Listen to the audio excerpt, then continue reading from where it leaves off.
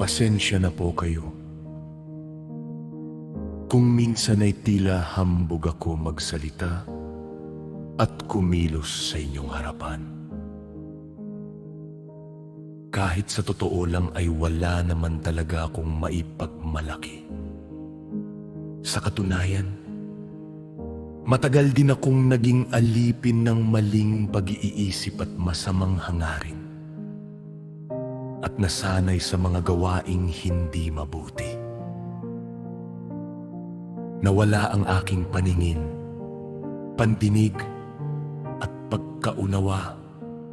Katulad ng mga bagay na matagal ko ring pinaglingkuran, iginalang, itinaas, sinaluduhan, at inalayan pa nga ng aking buhay.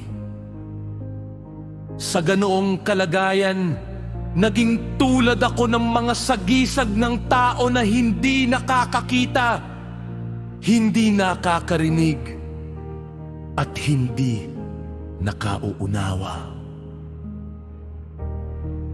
Ngunit naniniwala ako na ang Diyos ay nagtakda ng mga panahon. May panahon ng pagkaalipin at may panahon ng kalayaan. Bawat isa sa atin ay may sariling itinakdang panahon upang maging malaya. Para sa akin, dumating na ang panahong iyon. Dumating na ang oras upang ako'y maging malaya at hatulan sa isang makatarungang paraan.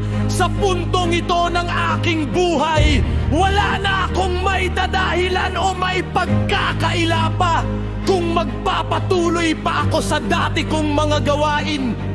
Ano man ang maging hatol sa akin ng Panginoon at ng Kanyang banal na katawan, maging ako man ay ituring na matuwid o baluktot, ito ay magiging makatuwiran.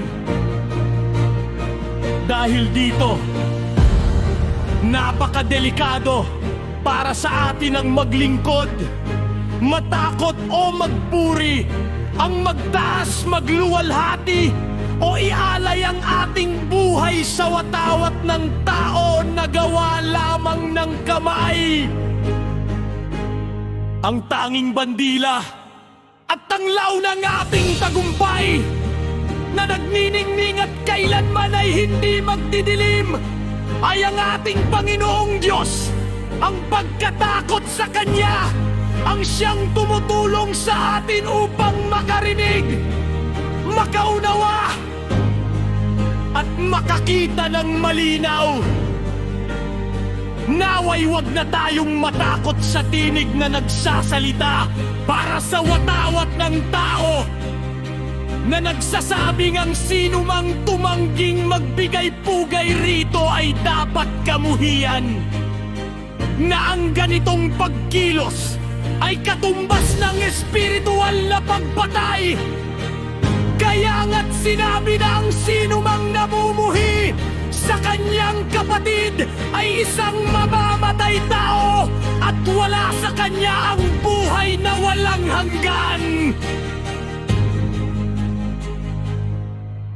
Ito ang aking paninindigan sa harap ng Diyos, at ito ang dahilan kung bakit nais kong manatili sa landas na aking tinatahak ngayon. Tungkol naman sa utos na wag pabayaan ang ating pagkakatipon, naniniwala ako na lahat tayong nananalig ay tinipon na lahat sa harap ng Panginoon. Nasaan man tayo o ano man ang ginagawa, at napakahalaga na wag nating kalimutan ang pagkakatipon na ito upang mabantayan ang ating mga pag-iisip, pananalita at gawa araw-araw, at hindi lang sa isang araw sa loob ng isang linggo. Alam ko kung bakit lagi nyo akong hinihikayat bumalik at makiisa sa inyo. Nalulungkot kayo para sa aking kaligtasan. Ganyan din ang nararamdaman ko po para sa inyo.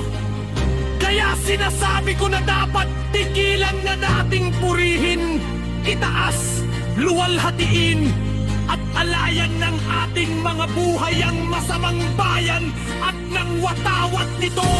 Sapagkat kabilang na tayo sa banal na bayan at sa tanging bandila nito, ang Panginoon mismo.